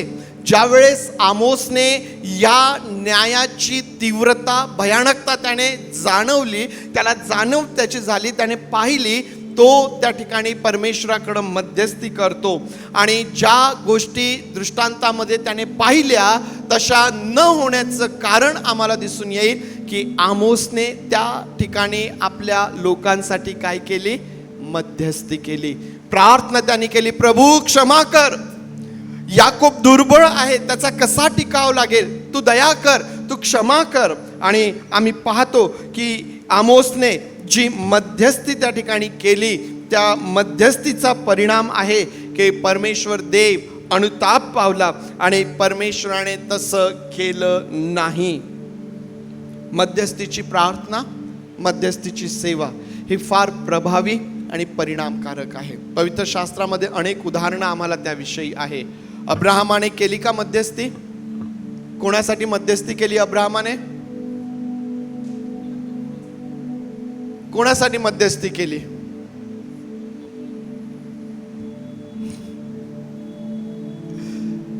ज्यावेळेस परमेश्वर म्हणतो की आपण अब्राहमाला हे सांगू नये का की आपण सदोम आणि गमोरा या ठिकाणी कशासाठी चाललोत, आणि ज्या वेळेला अब्राहमाला ते सांगितलं जातं, अब्राहम त्या ठिकाणी मध्यस्थी करतो. त्या ठिकाणी कोण आहे? लोट त्या ठिकाणी आहे. आणि मग अब्राहम त्या ठिकाणासाठी मध्यस्थी करतो. प्रभू 50 आणि तेथून सुरू करत करत अब्राहम कशी त्या नगरांसाठी मध्यस्थी करतो आम्हाला माहिती आहे, परंतु त्या ठिकाणी तेवढे देखील सापडले नाही. मोशेने केली का मध्यस्थी? कोणासाठी मध्यस्थी केली मोशेने? इस्रायल लोकांसाठी. आणि कशी मध्यस्थी केली मोशेने? जर तू असं करत असेल तर माझं नाव तू काय कर, खोडून टाक. काय समर्पण त्या ठिकाणी आहे. आपल्या लोकांसाठी मध्यस्थी करीत असताना कुठलीही किंमत मोजण्यासाठी या ठिकाणी हे पुढारी आपल्याला दिसून येतात. मध्यस्थीचं फार मोठं उदाहरण म्हणजे प्रभू येशू ख्रिस्त आमच्या समोर आहे, जो त्या वधस्तंभावरती तुमच्यासाठी आणि माझ्यासाठी मध्यस्थी करतो. हे बापा, यांना क्षमा कर, कारण हे काय करतात यांना समजत नाही. प्रियांनो, मध्यस्थी आमोस या ठिकाणी मध्यस्थी करतो आणि मग आम्ही पाहतो की प्रभू त्या ठिकाणी, परमेश्वर त्या ठिकाणी अनुताप पावला आणि त्याने त्याप्रमाणे केलं नाही. आज आम्हाला कोणाकरिता मध्यस्थी करण्याची गरज आहे? आपल्या स्वतःला हा प्रश्न करा की आज मला कोणासाठी मध्यस्थी करण्याची गरज आहे? कोणाच्या जीवनाकडं मला पाहत असताना प्रभू म्हणतो की तुझ्या या भावासाठी, तुझ्या या बहिणीसाठी तू प्रार्थना कर, मध्यस्थी कर. त्याच्या जीवनामधल्या त्या व्यसनांना दूर होण्याकरिता, त्याच्या जीवनामध्ये असणाऱ्या त्या गुप्त पापांना दूर होण्याकरिता तू मध्यस्थी कर. आज आमच्या कुटुंबामध्ये, आमच्या शेजारी किंवा आमच्या सहवासामध्ये असणारे लोक जे आहेत, आज आम्हाला कोणाकरिता मध्यस्थी करण्याची गरज आहे. मध्यस्थीची सेवा जी आहे हे फार प्रभावी आणि फार परिणामकारक ती आहे आणि ती परमेश्वर देवबापापासून आम्हाला प्राप्त झालेली आहे. तिसरा दृष्टांत आमोस जो पाहतो तो 7वा अध्याय वचन 7 आणि 9 वाचा कोणीतरी. त्याने मला दाखवले तेव्हा पहा, ओळंबा लावून बांधलेल्या भिंतीवर प्रभू उभा आहे, त्याच्या हातात ओळंबा आहे. परमेश्वर मला म्हणाला, आमोस, तुला काय दिसते? मी म्हणालो, ओळंबा. प्रभू म्हणाला, पहा, माझे लोक इस्रायल यांच्यामध्ये मी ओळंबा धरतो. मी यापुढे त्यांची गय करणार नाही. वचन 9. इसाहाकाची उच्च स्थाने ओसाड होतील, इस्रायलाच्या पवित्र स्थानाची नासधूस होईल आणि मी तलवार घेऊन यरबामाच्या घरावर उठेन. आता या ठिकाणी ओळंब्याचा दृष्टांत आहे. किती जणांना हा शब्द समजतो? ओळंबा. किती जणांना हा शब्द समजतो? ओळंबा. काही काही शब्द फार कठीण असतात समजण्यासाठी, कारण जुने शब्द आहेत आणि म्हणून पुष्कळदा पवित्र शास्त्र जे आहे ते रिवाइज व्हर्जनमध्ये आपल्यासमोर येत राहतं. प्रचलित असणारे शब्द जे आहे ते वापरण्याचा प्रयत्न त्या ठिकाणी असतो. ओळंबा. मला असं वाटतं बाळूभाऊ जर असतील तर बाळूभाऊंना हा शब्द समजेल. समजतो ना बाळूभाऊ? ओळंबा हा शब्द बाळूभाऊंना समजतो, कारण जे बांधकाम करतात, जे मिस्त्रीचं काम करतात, त्यांना हा ओळंबा बरोबर समजतो. ओळंबा एका दोरीला खालच्या बाजूला वजन लावलेलं असतं. आणि मिस्त्री जो आहे, भिंत बांधणारा जो आहे, ती भिंत सरळ बांधण्यासाठी या ओळंब्याचा उपयोग तो करत असतो. लाईन दोरी पुष्कळ जणांना माहित आहे, एका बाजूला वीट ठेवली की ती वीट आणि खालची वीट एका रेषेमध्ये आहे का ते त्या ओळंब्याने पाहिल्या जाते. दोन्ही बाजूला त्या पिल्लरवरती वीट सरळ ठेवून मग लाईन दोरी बांधून त्या साच्यामध्ये, त्या मापामध्ये सगळं बांधकाम केलं जातं. जर तसं केलं नाही, विटीवर वीट रचत चालले आणि मग काही फूट बांधल्यावर असं लक्षात येतं, भिंत तर अशी तिरपी दिसत आहे, भिंत एका बाजूला वाकलेली दिसत आहे. आणि जर एका बाजूला वाकलेली भिंत जर बांधल्या गेली तर ती टिकून राहत नाही, ती पडते, तिला आधार मिळत नाही, ती पडते. आणि म्हणून ह्या ओळंब्याचा उपयोग त्या ठिकाणी परमेश्वर करतोय. परमेश्वर आमोसला म्हणतो की आमोस तुला काय दिसतं? तो म्हणतो मला ओळंबा दिसतो. आता प्रभू परमेश्वर म्हणतो की मी इस्रायल लोकांमध्ये हा ओळंबा घेऊन उभा आहे, या माझ्या लोकांमध्ये हा ओळंबा घेऊन मी उभा आहे, तो मी धरलेला आहे. आणि आता ज्या अर्थी परमेश्वराने तो ओळंबा धरलेला आहे त्या अर्थी एक रेष, एक माप, एक साचा त्या ठिकाणी आम्हाला दिसून येतो. जे या मापामध्ये नाहीत, जे या साच्यामध्ये बसत नाहीत, ते परमेश्वराच्या न्यायाला सामोरे जाते. ते परमेश्वराच्या न्यायाला त्या ठिकाणी सामोरे जातील. देवाच्या लोकांनी उंच स्थानावरती ज्या वेद्या बांधल्यात, ज्यांनी परमेश्वराला चिरडीस आणलेलं आहे, जे लोक परमेश्वर देवबापाने दिलेल्या आज्ञा, परमेश्वर देवबापाने लावून दिलेले विधी सोडून इतरत्र वळलेले आहेत, ते जे या मापातून, या साच्यातून बाहेर पडलेले आहेत, ते लोक त्या ठिकाणी परमेश्वराच्या न्यायाला समोर जातील. हे वचन पाहत असताना पाऊल ज्या प्रकारे म्हणतो की मुळावलेले, रचले जात असलेले आणि विश्वासामध्ये दृढ होत असलेले, जसे तुम्ही त्याला स्वीकारले तसे त्याच्यामध्ये चालत राहा. शिकविल्याप्रमाणे त्याच्यामध्ये मुळावलेले, रचले जात असलेले ओळंबा त्या ठिकाणी आहे. प्रियांनो, रचले जात असलेले कुठला तरी साचा आहे, कुठलं तरी माप आहे की ज्या मापामध्ये बाकीच्या सर्वांना ओळंबा लावून त्या एका रेषेमध्ये रचल्या जात आहे. मुख्य कोनशिला कोण आहे? मुख्य कोनशिला कोण आहे? मुख्य दगड कोण आहे? कॉर्नरस्टोन कोण आहे? प्रभू येशू ख्रिस्त आहे. आणि प्रभू येशू ख्रिस्त यामध्ये आज तुम्हाला आणि मला त्या रेषेमध्ये, त्या सरळ दोरीमध्ये, त्या बांधकामामध्ये आम्हाला रचण्याचं काम त्या ठिकाणी केल्या जात आहे. प्रियांनो, ज्या वेळेस एखादी वीट त्या बांधकामाच्या साच्याच्या बाहेर जात असते ना, मिस्त्री त्या ठिकाणी त्याला छाटतो, त्या विटीचा तो भाग काढून टाकतो, ती वीट बरोबर त्या लाईन दोरीमध्येच लागेल याची काळजी त्या ठिकाणी मिस्त्री घेत असतो. तेच काम तुमच्या आणि माझ्या जीवनामध्ये चाललेलं आहे. आम्ही आमच्या जीवनामध्ये ज्या वेगवेगळ्या प्रसंगांना सामोरे जातो, अशा त्या वेगवेगळ्या प्रसंगामधून आम्हाला त्या लाईन दोरीमध्ये, त्या साच्यामध्ये आणण्याचं काम परमेश्वर करत आहे. ज्यावेळेस तुम्ही आणि मी देवाच्या आत्म्याला योग्य प्रतिसाद देतो, त्यावेळेला देवाचा आत्मा आम्हाला त्या सरळ रेषेमध्ये रचण्याचं काम तो त्या ठिकाणी करत आहे. प्रियांनो, त्या सरळ रेषेमध्ये, कारण जर आम्ही त्या साच्यामध्ये बसण्यासाठी तयार नाही तर मग आम्ही त्या रचनेच्या उपयोगाचे नाही.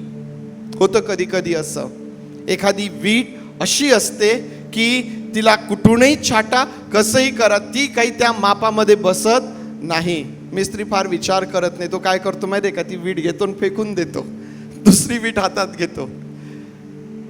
परमेश्वर देव पुरेसा वेळ देतो. परमेश्वर देव एकदम ती वीट फेकून देत नाही. परमेश्वर देव पुरेसा वेळ देतो. पूर्ण त्याच्याकडून तो प्रयत्न करतो की कसंही करून मला या साच्यामध्ये बसवायचंच आहे, कारण कोणाचाही नाश व्हावा अशी परमेश्वराची इच्छा नाही. परंतु जेव्हा आम्ही तयारच नाही, आम्ही त्या साच्यात यायला तयारच नाही, जर आम्ही त्याला योग्य प्रतिसाद देतच नाही, तर मग एक दिवस निश्चित जे त्याला उपयोगी नाहीये, जे त्यामध्ये बसत नाहीत, प्रियांनो, ते साईडला टाकण्यात येतील, ते फेकल्या जातील, त्यांची गय केल्या जाणार नाही.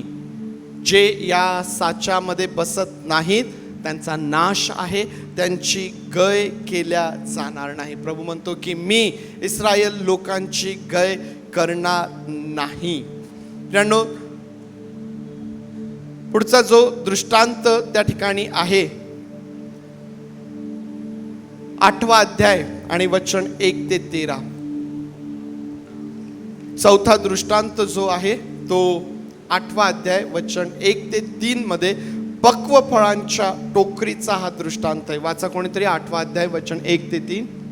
प्रभू परमेश्वराने मला दाखवले तेव्हा पहा, मला पक्व फळाची पाठी दिसली.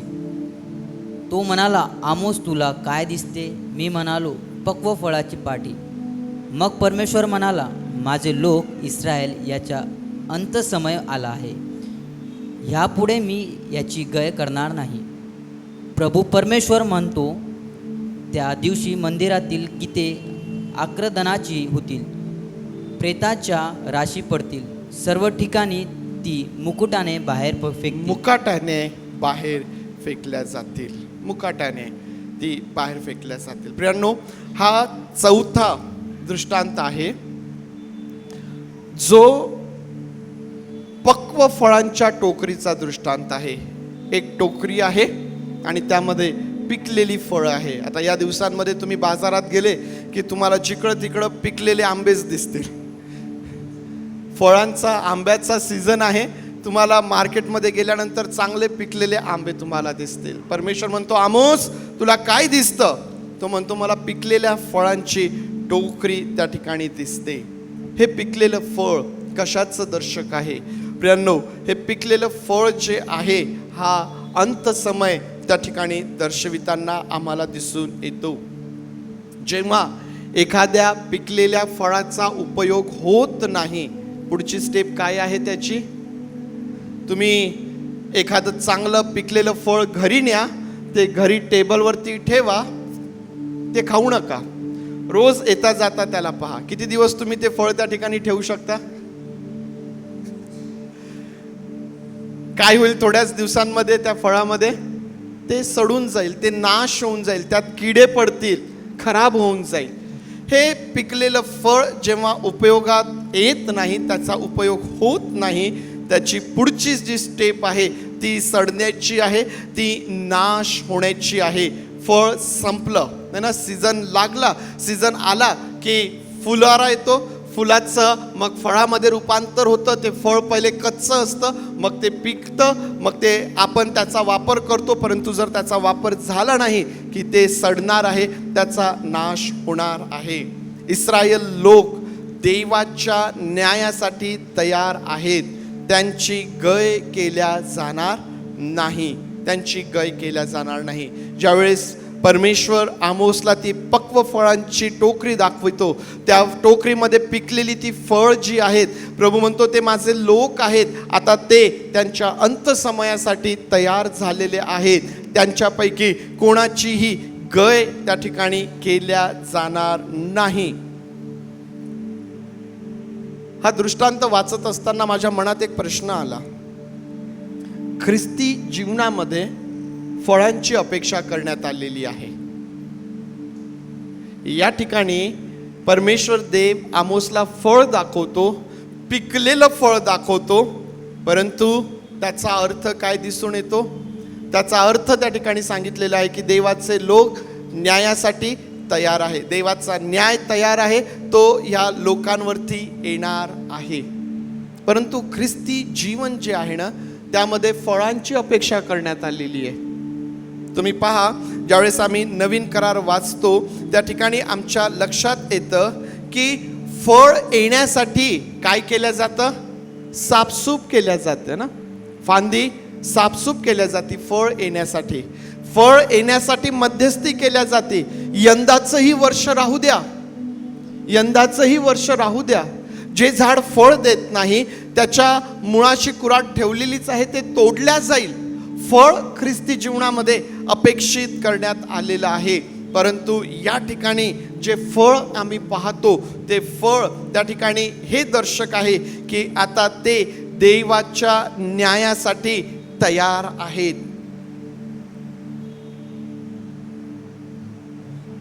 कशा प्रकारचं फळ बनावं मग आम्ही? कशा प्रकारचं फळ बनावं? आमच्या जीवनातून कशा प्रकारची फळं परमेश्वरासाठी आम्ही आणावीत? आमचं जीवनच फळाच्या रूपाने कल्पना करा. फळाच्या रूपाने आपल्या जीवनाची कल्पना करा. कशा प्रकारचं फळ आम्ही घेऊन येणार आहोत? ते फळ जे नाशासाठी तयार आहे, ते फळ ज्याचा उपयोग शैतान करतोय भुलविण्यासाठी. आठवलं? फळच आहे ना, फळच आहे. या ठिकाणी टोकरीतलं फळ अंत समयासाठी तयार झालेलं आहे. एदेन बागेमध्ये ज्या फळाकडे आम्ही पाहतो त्या फळाचा उपयोग शैतान करतोय. आम्ही कोणत्या प्रकारचं फळ प्रियांनो परमेश्वरासाठी असावं? आम्हाला त्या फळासारखं बनायचं आहे की ज्याचा शोध प्रभू येशू ख्रिस्त करतो. केला का प्रभू येशू ख्रिस्ताने फळाचा शोध? फळाचा शोध केला का प्रभू येशू ख्रिस्ताने? तो त्या झाडाजवळ गेला का फळ पाहायला? काही आहे का? प्रियांनो, ज्या फळाचा शोध प्रभू करतो, जे फळ त्याच्यासाठी उपयोगाचं आहे, अशा प्रकारचं फळ आम्हाला बनावं लागेल. तशा प्रकारचं फळ, ते फळ जे प्रभूला संतुष्ट करणारं आहे, जे प्रभूच्या उपयोगाचं आहे, अशा प्रकारचं फळ प्रियांनो आम्हाला बनावं लागेल. फळ तर आहे, तयार तर झालेलं आहे, परंतु ते सैतानाच्या उपयोगाचं असू नये. ते त्या टोकरीत ठेवलेल्या पिकलेल्या फळासारखं असू नये की जे आता अंत समयासाठी, नाशासाठी, देवाच्या न्यायाला सामोरे जाण्यासाठी त्या ठिकाणी तयार झालेलं आहे. परंतु आम्हाला ते फळ बनायचं आहे की ज्याचा शोध प्रभू करतो आणि जे प्रभूसाठी मोठ्या उपयोगाचं आहे. आमच्यावरती आहे की आम्ही कशा प्रकारचं फळ बनणार आहोत, आम्ही कशा प्रकारचं फळ बनणार आहोत. शेवटचा 5वा दृष्टांत जो आम्हाला 9व्या अध्यायामध्ये दिसून येतो, तुम्ही घरी गेल्यानंतर तो अध्याय तुम्ही वाचू शकता. अध्याय 9 वचन 1 ते 10 या वचनांमध्ये तुम्हाला काय दिसून येईल? या वचनांमध्ये तुम्हाला फोडून टाकलेल्या वेदीचा दृष्टांत दिसून येतो. फोडून टाकलेल्या वेदीचा दृष्टांत. तुम्ही जर हा अध्याय वाचला तर तुमच्या लक्षात येईल की आमोस प्रभूला आता त्या परमेश्वराला वेदीकडे उभं राहिलेलं पाहतो आणि प्रभू त्याला म्हणतो की ते जे खांब आहे त्याच्या माथ्यावर वार कर, ते तोडून टाक, ते फोड आणि त्याचे तुकडे जे आहेत ते त्यामध्ये त्या मंदिरामध्ये येणाऱ्या, त्या वेदीजवळ येणाऱ्या लोकांच्या डोक्यावरती, त्यांच्यावरती तू ते टाक. हा दृष्टांत आमोस त्या ठिकाणी पाहत आहे. आमोस मंदिराकडे पाहतो, मंदिर त्याला दिसतं, वेदी त्याला दिसते. त्या वेदीजवळ, त्या वेदीवरती परमेश्वराला उभं राहिलेलं तो पाहतो. परंतु परमेश्वर म्हणतो की त्या खांबाला फोड, त्याचे तुकडे कर आणि ते त्या लोकांच्या डोक्यावरती टाक. देवाच्या न्यायापासून कोणीही सुटणार नाही. देवाच्या न्यायापासून कोणालाही पळ काढता येणार नाही. देवाच्या न्यायापासून कोणीही लपू शकणार नाही. प्रत्येकाला देवाच्या न्यायाला सामोरे जावं लागणार आहे. आपल्यावरती आहे की आपण त्याच्या क्रोधाला सामोरे जाणार आहोत किंवा त्याच्याकडून मिळणाऱ्या प्रतिफळासाठी त्याला आम्ही सामोरे जाणार आहोत. न्यायाला तर प्रत्येकाला सामोरे जावं लागेल. जे काही आम्ही या जगामध्ये करतो प्रियांनो, त्यासाठी आम्हाला परमेश्वराच्या समोर उभं राहावं लागेल. आम्ही जे काही करतो कदाचित आम्ही मनुष्याच्या नजरेपासून लपून राहणार, कदाचित आमच्या आयुष्यभर कोणालाही समजणार नाही की आम्ही काय केलेलं आहे, परंतु तरीही परमेश्वराच्या समोर, त्याच्या त्या न्यायासमोर आम्हाला उभं राहावं लागणार. कोणीही त्यामधून सुटणार नाहीये. हे आमच्यावरती आहे. ज्यावेळेस आम्ही परमेश्वराच्या समोर उभं राहणार त्यावेळेस त्याने आम्हाला काय म्हणावं, भल्या व विश्वासू दासा ये, किंवा मग त्याच्या त्या क्रोधाला आम्हाला सामोरे जावं लागेल. हे आमच्यावरती आहे प्रियांनो, हे आमच्यावरती आहे. पहा परिस्थिती, पहा कशी आहे की वेदीजवळ मनुष्य कशासाठी येतो? आशीर्वादांसाठी येतो. वेदीजवळ मनुष्य कशासाठी येतो? मंदिरात मनुष्य कशासाठी येतो? वेदीजवळ मनुष्य कशासाठी येतो? आशीर्वाद प्राप्त करून घेण्यासाठी येतो. परंतु या ठिकाणी आशीर्वादांच्या ऐवजी कशाला सामोरे जावं लागत आहे? न्यायाला सामोरे जावं लागत. आणि कठीण परिस्थिती आम्हाला त्या ठिकाणी पाहायला मिळते प्रियांनो. आणि म्हणून परमेश्वराच्या मंदिरात पाऊल टाकत असताना कसा टाकतो? निर्धास्त, बिनधास्त, कसाही. परमेश्वराच्या मंदिरात पाऊल टाकत असताना आम्हाला तो फार जपून टाकायचा आहे, फार जपून टाकायचा आहे. तो आपल्या मंदिरात आहे. सर्व धरित्री त्याच पुढे स्तब्ध राहो, स्तब्ध राहो. परमेश्वराच्या मंदिराचं पावित्र्य, त्याचं गांभीर्य हे आम्हाला समजलंच पाहिजे. नाही तर मग तेच मंदिर, तीच वेदी आम्हाला देवाच्या न्यायासाठी आम्हाला पुढं घेऊन जाईल प्रियांनो. आणि म्हणून आज माझ्यासाठी, आज आपल्या प्रत्येकासाठी हा 5वा दृष्टांत जो आहे हा अतिशय महत्त्वाचा आहे. आम्ही परमेश्वराच्या मंदिरामध्ये पाऊल टाकत असताना आम्ही ते फार जपून टाकावं, आम्ही ते फार जपून टाकावं. जर आम्ही निष्काळजीपणाने वागणार, जर आम्ही परमेश्वराच्या मंदिराचं पावित्र्य आणि त्याचं गांभीर्य दुर्लक्ष आम्ही त्याकडं करणार, तर प्रियांनो, ज्या मंदिरात आम्हाला आशीर्वाद मिळायला पाहिजे तेच ठिकाण, तीच वेदी आम्हाला देवाकरिता देवाचे दोषी आम्हाला ठरवेल. आणि मग देवाचे दोषी ठरल्यानंतर आम्हाला त्याच्या क्रोधाला, त्याच्या न्यायाला सामोरे जावं लागणार आहे. आणि म्हणून आज ही 5 दृष्टांत मी तुमच्या समोर ठेवलेली आहे, जी आमोसने पाहिली. ही 5ही दृष्टांत देवाच्या न्यायाचं दर्शक आहे. सुरुवातीच्या दृष्टांतामध्ये आमोसच्या मध्यस्थीने परमेश्वर म्हणतो की ठीक आहे, मी असं करणार नाही. परंतु नंतर आम्ही पाहतो की परमेश्वराच्या न्यायापासून कोणीही सुटणार नाही. आणि म्हणून आज या ठिकाणाहून आम्ही जात असताना आम्ही काय घेऊन जावं? आम्ही मध्यस्थी करण्याचं ओझं आपल्या सोबत आम्ही घेऊन जावं प्रियांनो. आम्ही स्वतः परमेश्वराला, त्याच्या आत्म्याला आपल्या जीवनातून योग्य प्रतिसाद द्यावा, जेणेकरून आम्ही त्या साच्यामध्ये आम्ही रचल्या जावं. त्याने आम्हाला त्या साच्यामध्ये आम्हाला त्याने घडवावं आणि परमेश्वराच्या मंदिराप्रतीचं जे पावित्र्य आणि गांभीर्य आहे त्याकडं आम्ही विशेष लक्ष द्यावं प्रियांनो. परमेश्वर देवबाप या वचनांच्या द्वारे आपणास आशीर्वादित करूया. आपले डोळे आपण बंद करूया आणि आज देवबापाचं वचन ऐकत असताना तो माझ्याबरोबर काय बोलत आहे, तो माझ्या अंतःकरणाबरोबर काय बोलत आहे, आज मला कोणाकरिता मध्यस्थीची गरज आहे, आज मी माझ्या जीवनामधून त्या पवित्र आत्म्याला योग्य प्रतिसाद देत आहे का? ख्रिस्तरूपी त्या कोनशिलेमध्ये, त्यामध्ये तो मला रूपांतरित करत असताना मी त्याला योग्य प्रतिसाद देत आहे काय? परमेश्वराच्या मंदिरात मी येत असताना मी जाणीवपूर्वक, गांभीर्याने त्याचं पावित्र्य समजून मी त्यामध्ये येतो, किंवा मग मी निष्काळजीपणाने या ठिकाणी येतो? प्रियांनो, आज देवाचं वचन आम्हाला कोणत्या गोष्टीसाठी उत्तेजन देत आहे, कोणत्या गोष्टींमध्ये आमच्या सुधारणुकीकरिता ते आम्हाला उत्तेजन देत आहे? प्रियांनो, हे आमच्यासाठी फार महत्त्वाचं आहे, हे आमच्यासाठी फार महत्त्वाचं आहे. पवित्र देव बापा, तू आमच्यासोबत बोल.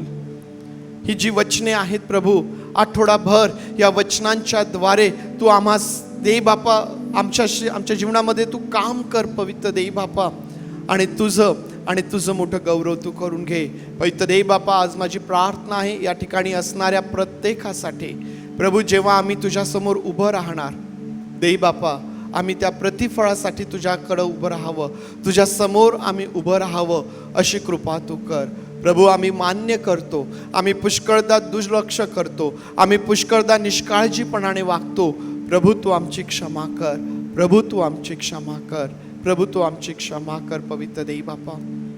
होय प्रभू, तुझे आभार मानतो आणि प्रार्थना आमचा प्रभू येशू याच्या नावात मागतो म्हणून तू ऐक. आमेन आमेन. तसेच पृथ्वीवर तुझ्या इच्छेप्रमाणे आमचे रोजची भाकर आज आम्हास दे, आणि जसे आम्ही आमच्या ऋण्यास ऋण सोडले तसेच तू आमचे ऋणे आम्हास सोड, आणि आम्हास परीक्षेत आणू नकोस तर आम्हास वाईटापासून सोड. कारण की राज्य, सामर्थ्य आणि गौरव हे सर्व काळ तुझेच आहेत. आमेन.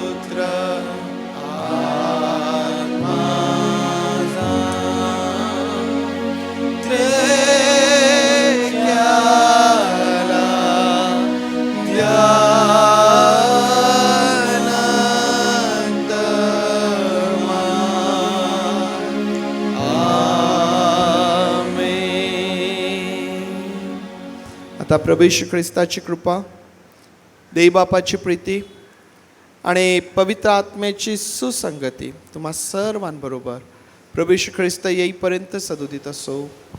आमेन.